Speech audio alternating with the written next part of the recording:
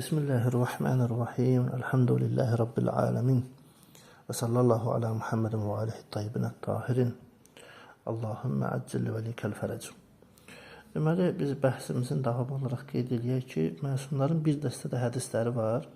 O rivayətlər bizə göstərir ki, hər bir dönəmdə, dövrdə Peyğəmbər sallallahu əhl-i beytindən olacaq bir rəhbər olacaq. Ki, bu qaçılmazdır. Məsələn, mərhum Şeyx Sədü Kəmaluddin əsərində Əbul-Hasan Leysidən ki, o da İmam Sadiq əleyhissalamdan belə bir rivayət nəql edir ki, Peyğəmbər sallallahu aleyhi və aleyh bu cür buyurubdur ki, İnnə fi kulli xalafin min ümməti ədlən min əhli beyti yəlfi ən həzəd-din təhrifil qalin. Həzrət buyurur ki, mənim ümmətimin hər bir dövrdə, hər bir nəslin dönəmində əhl-i beytindən olan bir nəfər ki, kim olacaq? Ədalətli bir hakim olacaq, rəhbər olacaq. Və o ifratda varanların, onların təhrifini, batil olanların rəva olmayan, münasib olmayan, uyğun olmayan bidətlərini və cahillərin özlərindən yozmalarını dindən uzaq edəcək. Onlar ki, öz təvilül cahilin, yəni cahillərin təvil etməni, yozmalarını ki, məsələn, hədis oxuyur, ayəni oxuyur, amma öz nəfsindən yozur, cahilliyindən. Ki, Həzrət deyir ki, həmin bu adil, hakim, rəhbər, biz tərəfdə, mənim əhl-i beytimdən olan bu şəxs, bunları hamısını təmizləyəcək. Həzrət buyur ki, imamlar və innə əimmətəkum ki, Həzrət bu həqiqətən də bəs sizin bu imamlarınız sizi Allaha doğru aparan, yol göstərənlərinizdir, bələdçilərinizdir. Fənzuru bimən Həzrət buyurur ki, bimən təqtədunə fi dinikum və salatikum. Buna görə də baxın, diqqət eləyin ki, nəzər eləyin ki, öz dininizdə və namazınızda kimlərə iqtida edirsiniz. Və yaxud da məsələn başqa bir hədisdə, mötəbər bir sənəddə hədisdə ki, Qurbul İsnadda keçir Biharlan var, Sahib Allah Məclis o nəql edib, Kafinin 1-ci cildinin 32-ci səhifəsində mərhum Şeyx Kuleyni nəql edib ki, Məsədət ibn Sədəqə İmam Sadiq əleyhissalamdan nəql edir ki, Peyğəmbər sallallahu aleyhi və aleyhi buyurur ki, hər bir dönəmdə ki, mənim əhl-i beytimdən olan bir hakim olacaq və o ifrat varanların təhrifini, batil əhlinin bidətlərini, cahillərin də təvilini dindən uzaqlaşdıracaq. Və siz imamlara sarılın ki, onlar Allah məzhərində, yanında sizin nümayəndələrinizdir.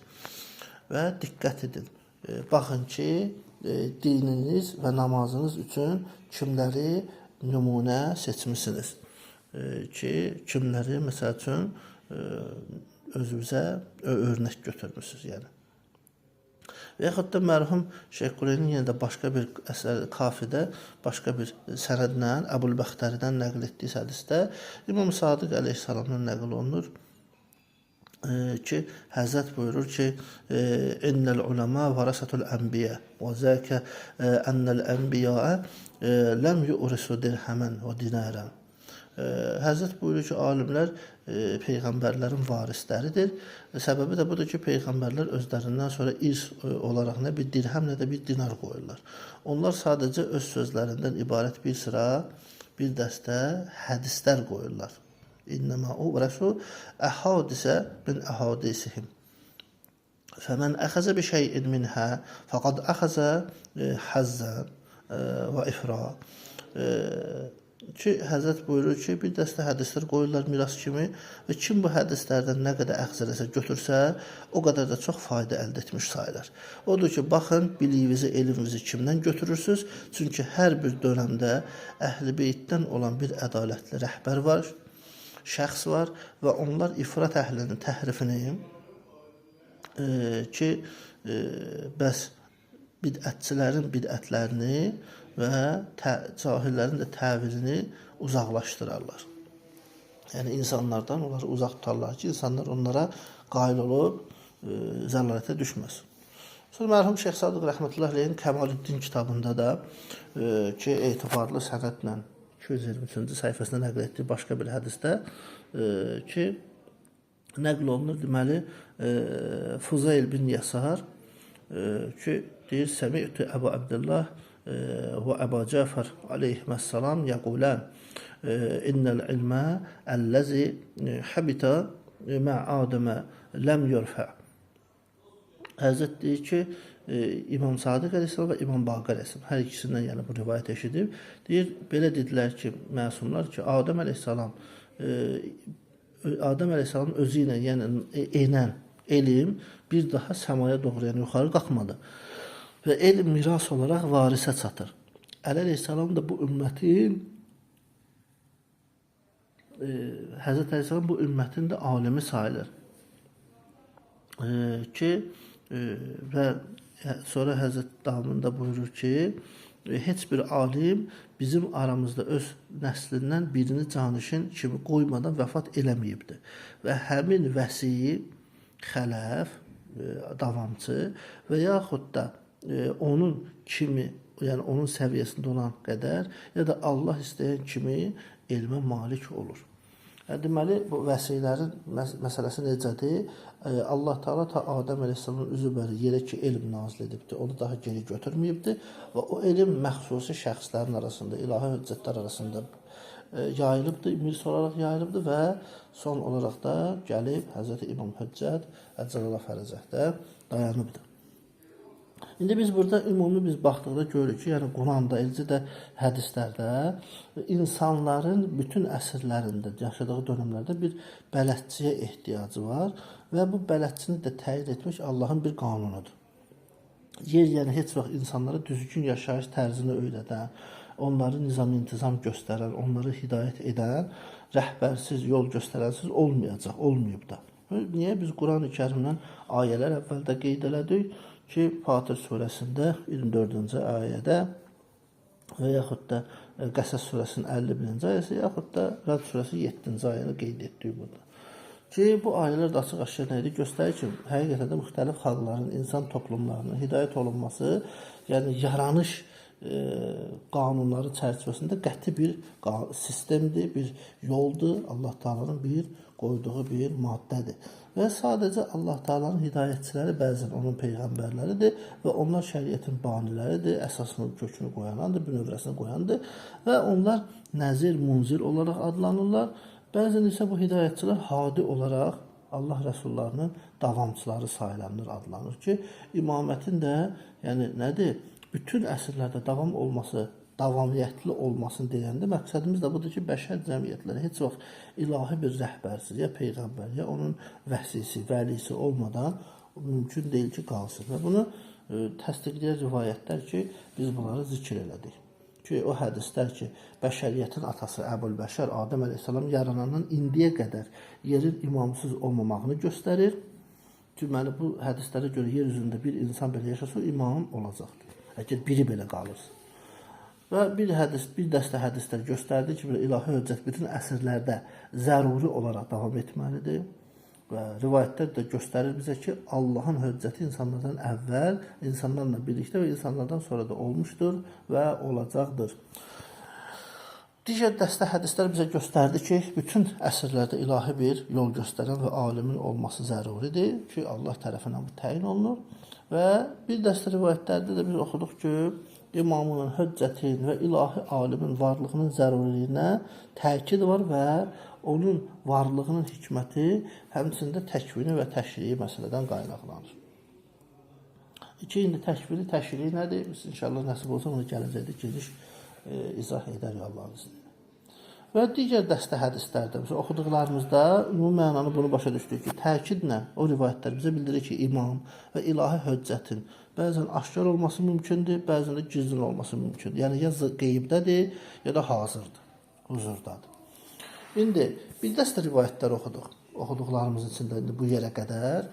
Bu rivayətlər bizə göstərdi ki, Peyğəmbər sallallahu aleyhi və onun əhl-i beytinin aleyhissalamını həmişə səmada olan ulduzlar ki var, məsələsi onlar kimidir. Yəni, ulduzlar bənzəridir. Ulduzlar necə gözdən etdikdə başqa ulduz parıldayır. Məsələn, biri yoxa çıxar, digəri doğar. Üçüncü də əhl-i beyt aleyhissalam qiyamətə qədər bu cürdür.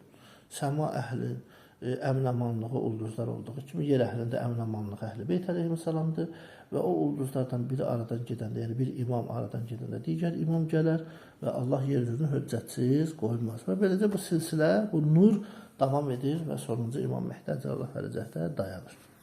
Və sonuncu qism oxuduğumuz hədislər də bizə göstərdi ki, bütün dövrlərdə Peyğəmbər sallallahu aleyhi və aleyhin Əhl-i-Beytindən ədalətli olan bir şəxs olacaq. Bu şəxs də rəhbər höccət yol göstərin olacaq və dini təhrifdən, bidətdən, zəlalətdən qoruyacaq.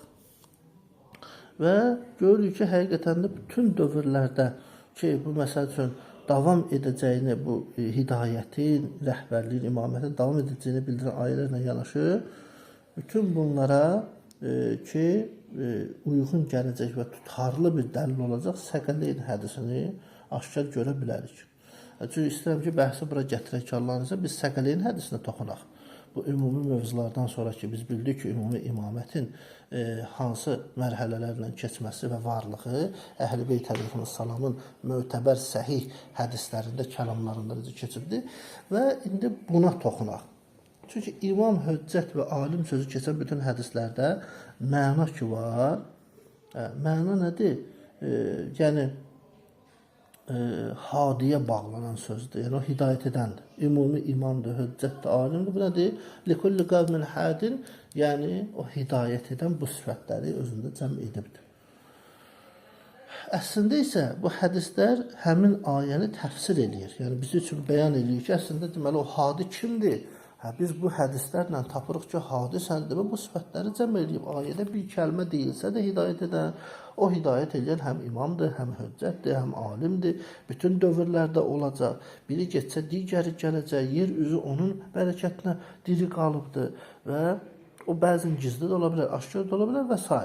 Yəni, yoruculuk olmasından bəhsi çox genişləmir. Yəni, danışdığımız kimi, deməli, hadinin bətnində bu izahlar var ki, bizim bura kimi zikr etdiyimiz müxtəlif mövzularda, rivayətlər hamısı bunu açıqlayır.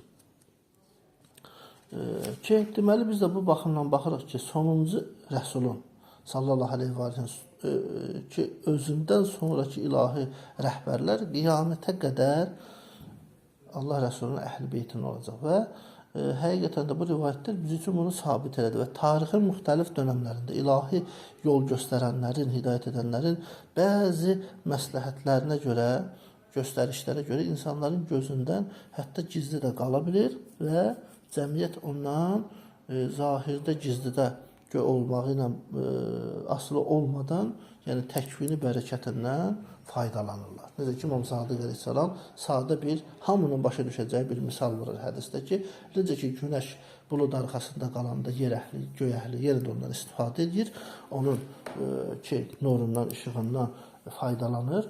Eyni cür də imam da bu cürdür. Gözlərdən qeybdədir, bir növ bulud arxasındadır, amma onun bərəkətindən biz sonsuz və çox istifadə edirik.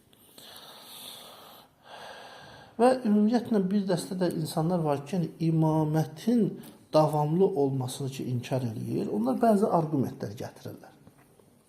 İndi bu argumentləri qısa mən istəyirəm inşallah toxunar və ona bir izah verək ki, mövzu bizim üçün də və onlar üçün də bəlkə aydınlaşdı və hidayətə vəsilə oldu. Çünki insanlar mövzunun mahiyyətini fəhm etmədən bəzən görürsən ki, hətta təəssüf oxumadan, araşdırmadan da irad tutmağa qalxırlar. Mesela nə deyirlər? Deyirlər ki, yox, daim ola bilməz, həmişə olmayıb, yoxdur, hardadır, mənə nə xeyri var və s. Bunlar müxtəlif bir şübhələr gətiriblər. Söhbət təbii ki, cahil təbəqənin yox, müəyyən bir elmi müstəvidə səviyyəsi olan elm əhlinin gətirdiyi müəyyən şübhələrdir. Məsələn, bunlardan biri nədir? Qısa deyək ki, ədəm dövrü, məsələn, boşluq, yoxluq dövrüdür.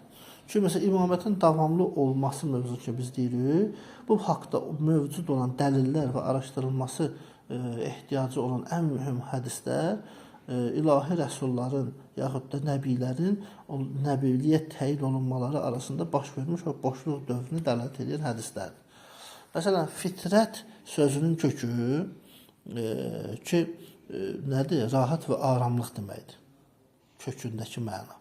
Ona görə də hər hansı bir iki hərəkətin, yaxud da iki bir dənə inqilabın, iki fəaliyyətin arasındakı fasiləyə də fitrət deyilir hətta.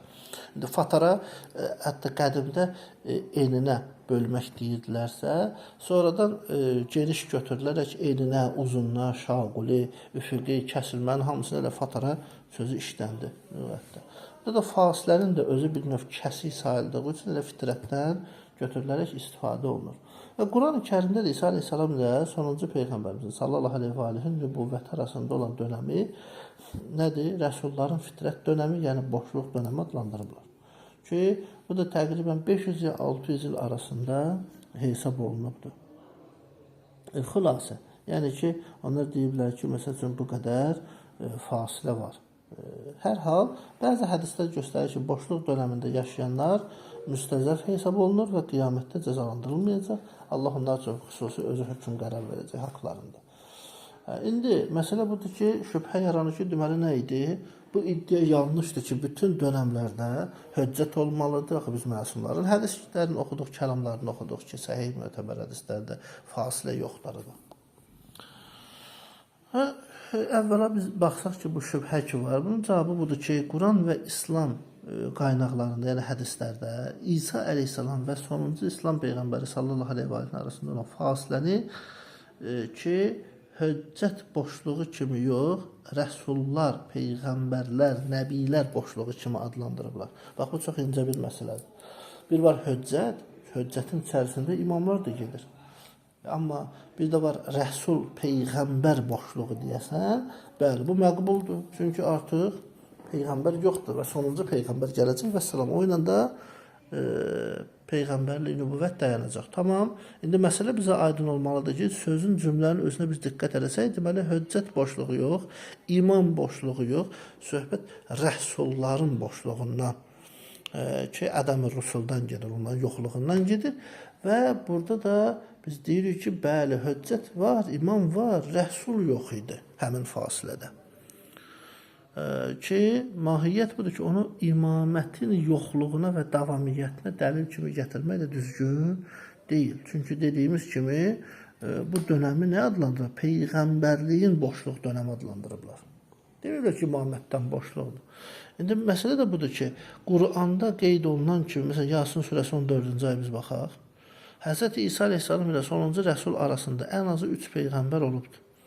Rivayətlərdə gəlir ki, məsələn, hətta bütün ilahi peyğəmbərlər, yəni nəbilər olub da, belə də rəsullar da yox. Yəni, bir çox hədislərdə gəlir ki, bütün ilahi peyğəmbərlər vəsi və canişin də təyin ediblər. Deməli, rəsulların boşluq dövründə haqq axtaranların zahiri və batini hidayəti nə olubdur? Həmin o höccətlərə, vəsilərə tapşırılıbdır. Deməli, sonuncu peyğəmbərin təyin olunmasından öncə sonuncu ilahi höccət kim olubdur? Mənbələrdə gəlir ki, rivayətlərdə, bəzi hədislərdə ki, Xalid ibn Sən'an əbəsi olubdur. Ki, məsələn, mərhum Əla Məclisi Bihar-ül-Ənvarın 14-cü cildində qeyd edir ki, bu şəxsin nəbi olması, çünki o bəzə deyir ki, höccət olub, nəbi olmayıb, amma mərhum Əla Məclisinin fikri, qərarı belədir ki, nəzəri belədir ki, onun peyğəmbərliyini işarə edən dəlillər daha çoxdur. Hər hal, yəni orada boşluq olmayıbdır. Çünki hətta bizdə rivayətlər var, Əbdülmüttəlibin özü, Peyğəmbər sallallahu babası özü höccət olubdur, vəsi olubdur. Əbu Talibin aleyhissalamın özü vəsi olubdur. Hətta o nəbi olduğunu deyən rivayət də olsa, daha məşhur və etimadlı dəlillər onu göstərir ki, o vəsi olubdur. Və imanını gizlədə bilir. Həzrət İmam Sadiq Əsəmi ki, Əbu Talib aleyhissalamın məsələsi Əshab-ı Kəhfin məsələsi kimidir. Küfrü izhar elədi, imanı gizlətdi. Bu bəhs ayrı bir mövzudur, ona görə uzunçuluq olmasını qeyd etmirəm. Ömür vəfa edir inşallah Əbu Talib aleyhissalamın da haqqında müəyyən bir mövzulara toxunarıq.